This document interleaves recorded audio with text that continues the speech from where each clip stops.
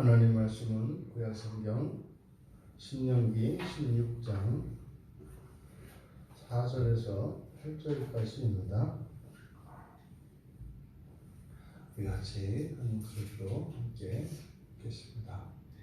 그 일의 동안에는 내 모든 지경 가운데에 누룩이 보이지 않게 할 것이요, 또 네가 첫날 해질 때에 제사 드린 고기를 밤을 지내 아침까지 두지 말 것이며, 유월절 제사를 내 하나님 여호와께서 네게 주신 각 성에서 드리지 말고, 오직 내 하나님 여호와께서 자기의 이름을 두시려고 택한 곳에서 내가 애굽에서 나오던 시각 곧 초저녁 해질 때에 유월절 예물을 드리고, 내 하나님 여호와께서 택하신 곳에서 그 고기를 구워 먹고 아침에 내 장막으로 돌아갈 것이니라.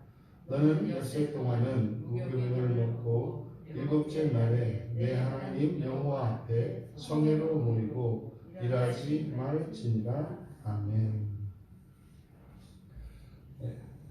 아비벌 유월절에 금할 것이라고 설교 제목을 정했습니다. 이제 긍정으로 하라는 것도 있지만 대부분 이제 부정문들이 사용되고 있기 때문에 그렇게 정했습니다. 먼저 우리가 맨 먼저 하지 말도록 금한 것, 앞에 3절에서 유교병을 먹지 말 것을 명령했었습니다.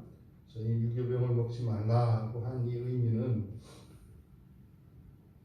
하메츠라고 하는 이 유교병이 의미하는 바는 뭡니까?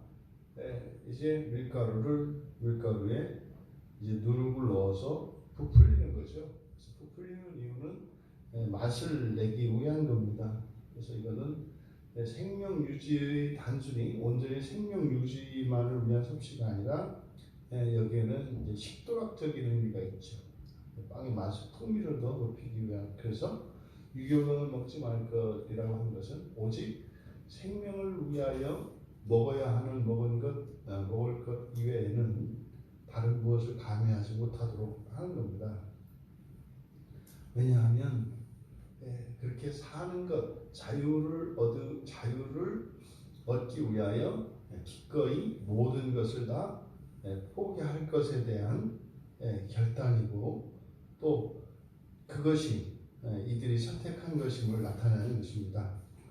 두 번째로 이제 4절에서는 유교병을 먹지 않는 정도가 아니라 모든 지경 가운데 누룩이 보이지 않게 해라. 그러니까 누룩 자체를 없애라는 겁니다. 그러니까 이 쉐오르라고 하는 말이 이제 누룩인데, 누룩이라고 하는 것의 특성이 뭡니까? 이렇게 부풀리는 거죠. 변화시켜서 풀리는 것입니다. 그런데 이 누룩은 마냥 부정적인 것만이 아니라 긍정적인 의미로도 성경에는 사용이 됩니다.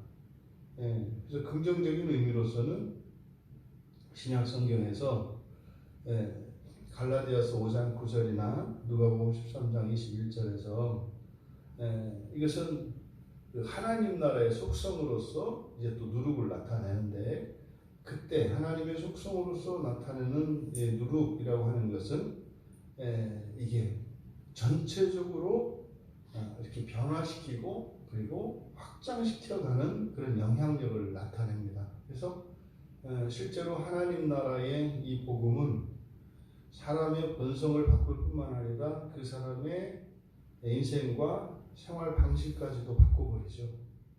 그래서 변화시키는 능력으로서, 그래서 강력한 그 복음의 영향력을 또 긍정적인 의미로 쓰이기로 합니다.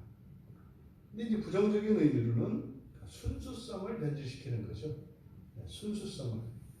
순수성을 변질시킨다는 의미에서 부정적입니다. 누룩이. 그래서 여기서 이제 금하는 것은 바로 뭡니까? 부정적인 의미로 사용되는 거죠. 순수성을 잃어버리지 않도록. 그리고 이제 세 번째로 금한 것이 유월절 희생제물의 고기를 아침까지 두지 말라는 겁니다. 이제 4절의 하반절에 고기를 밤사이에 다 먹으라는 거죠. 그러면 이 유월절 고기가 상징하는 게 뭡니까? 예수 그리스도이시지 않습니까? 우리를 대속하시는 예수 그리스도. 그러면 고기를 먹는 것은 곧 예수를 먹는 것인데 그것은 구원의 은혜라고 할 수 있습니다. 그래서 그 구원의 은혜를 어떻게 하라? 남기지 말라는 거죠. 남기지 말라는 것은 어떻게 해서든지 다 먹어라 이런 의미가 아니라 이 구원의 은혜를 어떻게 해라? 공유해라. 그래서 유월절 어린 양이 남을 때는 이웃과 함께 같이 먹습니다. 그래서 남기지 말라. 은혜 끝에서 이 유월절의 은혜를 어떻게 해라? 공유해라. 공유해라. 그리고 네 번째 이제 5절에 나오는 것은 각성에서 드리지 말고입니다. 각성에서 드리지 말고. 이것은 지금 가나안 땅에 들어가서 생활할 것을 염두에 두고 있는 거죠. 그래서 가나안 땅은 어떻게 각 지파별로 전부 퍼져 있습니다. 전부 퍼져 있습니다. 하지만 이 6월절 때는 어떻게 해라? 한 곳에 모이라는 거죠. 그러니까 각자의 처소 말고 한 곳에 모여라. 그래서 우리가 교회로 모여서 예배를 드리는 이유가 그것입니다. 각자 삶의 처소는 형편에 따라 다르고 다 다르죠. 하지만 하나님을 예배할 때 주일에 교회에서 함께 모여서 드리는 예배를 드리는 이유가 바로 그 정신 때문입니다. 우리는 한 가족이다. 우리는 한 자녀다. 하나님 아버지를 한 아버지로 삼고 있는 자녀들임을 나타내는 거죠. 그래서 이들이 흩어져서 살지라도 이들의 정체성은 바로 이 절기에 모이는 이것 때문에 정체성이 유지가 됩니다. 만약에 이게 모이는 것이 사라지면 결국은 이들은 남이 되어버립니다. 이거죠. 그래서 오늘날도 뭐 이런저런 이유로 해서 교회에 모이는 것을 자꾸 폐하려고 하는 이런 시도들이 있어요. 심지어는 뭐 목회자들 사이에서도 꼭 모여야만 예배냐, 각자의 자리에서 각 처소에서 하면 되는 것 아니냐. 예배의 근본 목적이 무엇인가를 믿고 있는 거죠.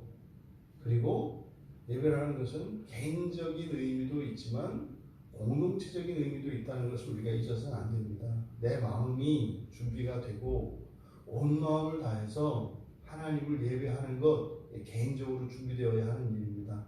그런데 거기에 절대로 빠지면 안 되는 게 무엇이에요? 다 함께입니다. 다 함께. 그것은 이제 다 모이는 일에서 다 모이지 않게 되면 정체성이 균열이 일어나게 되고 분리가 되어집니다. 우리나라 같은 경우 보십시오. 한 70년 동안 남한과 북한으로 이렇게 갈라지니까 말이 이렇게 한민족 한동포지 우리가 이렇게 지금 우리나라에서 저 아래쪽에 경상도나 전라도 저쪽에 사는 사람들에 대한 그리고 그 땅에 대한 인식과 요 얼마 되지 않는 개성이나 여기에 대한 인식을 보십시오. 심리적으로 굉장히 멀지 않습니까? 함께 단절이 되어 있으면 심리적으로도 멀어진다고요. 그래서 각 성에서 드리지 말 것을 명합니다.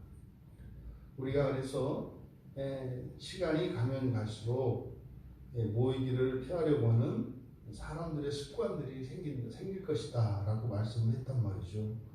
그래서 우리는 그 시대 정신을 거슬러서 모여야 한다. 사도행전 2장에 보면 성령이 임하고 난 뒤에 사람들이 예루살렘으로 몰려듭니다. 성도들이 그래서 그냥 몸만 모이는 정도가 아니라 그들의 재산까지도 다 합해서 성전에 모였던 사건을 우리가 기억을 하죠. 그리고 그리고 여섯 번째는 이제 긍정 명령입니다. 다섯 번째는 택하신 곳에서 정해진 날, 정해진 시각에 유월절 제물을 드리라는 거예요. 그리고 여섯 번째는 택하신 곳에서 구워 먹고 아침에 내 장막으로 돌아가라는 거예요. 그러니까 이것을 역으로 말하면 다섯 번째는 유월절 시간과 날을 어기지 말 것이죠. 정해진 시간과 정해진 날짜를 어기지 말 것을 얘기합니다. 정확하게 그걸 지켜라. 그래서 우리는 주일을 따로 구별을 하는 거예요. 그래서 일주일 7일 가운데 주일은 어떤 날이다? 특별한 날입니다. 특별한 날입니다. 그래서 요일 자체가 우리가 교회에서는 그를 일요일이라고 부르지 않고 주일이라고 부르지 않습니까? 그래서 주일을 특별히 지키는 겁니다. 그리고 여섯 번째에 택하신 곳에서 구워 먹고 아침에 내 장막으로 돌아갈 것은 뭡니까? 아침이 되기 전에는 돌아가지 말 것이죠. 그러니까 아침에라고 시간을 정해서 돌아가는 시간을 정했거든요. 그러니까 아침 되기 전에는 돌아가지 말 것. 이것은 마치 우리에게 예배의 시작과 끝에 대한, 그래서 예배가 맞춰져야죠. 마치기 전에는 돌아가서는 안 됩니다. 예배가 보통 이제 교회들에서 조금씩 다를 수 있습니다만, 마지막에 예배가 맞춰지는 것은 축도를 하고, 그리고 후주 연주가 있죠. 축도한 후에 그래서 기도하는 시간을 갖지 않습니까? 거기까지입니다. 축도하고 그 후주 연주가 끝날 때까지가 예배가 끝나는 거죠. 축도 끝났는데 나가보면 안 된다 이 말이죠. 끝까지 자리를 지켜야 합니다. 그리고 일곱 번째가 이제 8절에 일곱째 날 일하지 말라는 것입니다. 일하지 말라. 여섯 동안 무교병을 먹고 일곱째 날에 여호와 앞에 성회로 모이기 위해서 일하지 말라. 이때의 일이라는 게 뭡니까? 이것은 사사로운 일을 말하는 거죠. 사사로운 일이라고 하는 것은 하나님이 배제된 사람들만의 일입니다. 그리고 이것이 대표적인 것이 생계를 위한 것이거나 이런 직업적인 일들 이런 걸 말하는 거죠. 그런데 신약에 와서는요, 일할 수 있습니까? 없습니까? 있다고요. 그래서 그 일을 금한 중요한 목적이, 그리고 사사로운 일이라고 하는 것이보다 하나님이 배제된 것을 말한다고요. 하나님은 배제된 것이. 그러니까 하나님과 함께라면 일도 할 수가 있습니다. 그냥 말로만 말고요. 그러니까 하지 않아도 되는 일은 하지 말아야 하는 거죠. 하지만 부득이하게 일을 해야 될 경우가 있죠. 경우에 따라서, 사람에 따라서는, 형편에 따라서는 있습니다. 그래서 일하지 말아야 한다, 자유를 제한하는 것이 아니라 특별한 상황이나 형편에 대해서 열려 있습니다. 가게 문을 열 수 있습니다.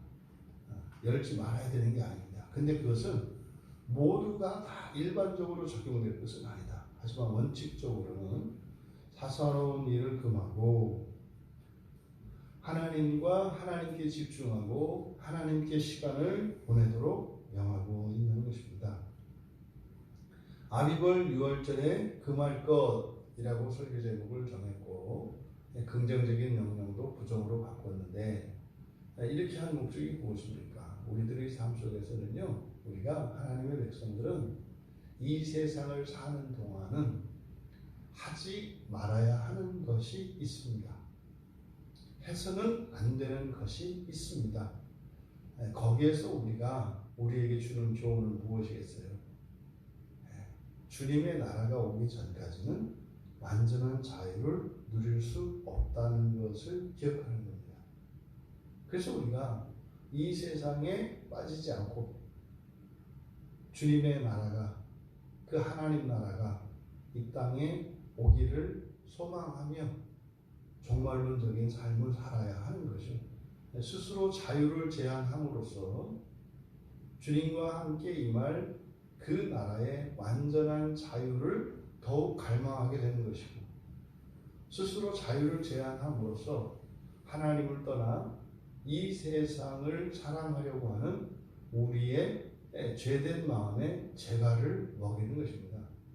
이걸 꼭 하면 되느냐 안 되느냐 이렇게 율법적으로 이해할 것이 아니라 이렇게 금하는 목적, 이것은 법의 의미이기보다는 우리 스스로 하나님 나라를 대망하며 살아가는 사람이라고 하는 것을 자기 자신에게 기억시키기 위한 것이고, 또 사람들에게는 바로 그리스도인들이 살아가는 삶의 방식의 최종적인 목표가 이 세상이 아닌 것을 보여주는 것입니다. 이 세상에서 잘 먹고 잘 살고 내 마음껏 살고자 사는 인생이 아니라, 자유를 제한함으로써 우리의 소망은 이 땅이 아닌 영원한 그 나라에 있다는 것을 또한 사람들에게 보여주는 것입니다. 그렇게 함으로써 사람들에게 하나님 나라에 대하여 궁금해하고 또 그 나라를 알고자 하는, 그래서 하나님 앞에 나올 수 있게 하는 전도의 방편이 되는 것이죠.